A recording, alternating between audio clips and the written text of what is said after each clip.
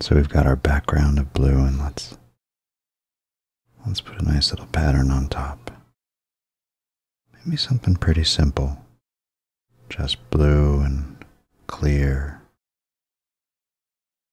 And then every once in a while, a little spot of something else.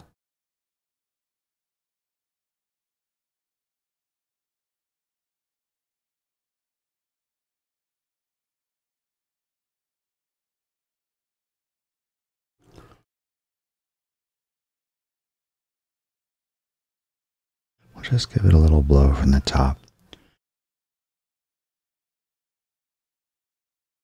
Let that shape come together a little bit.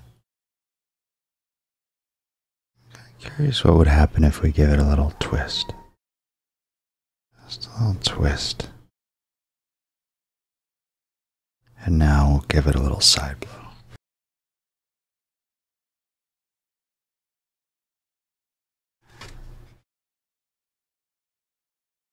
We use a slightly bigger piece of paper today.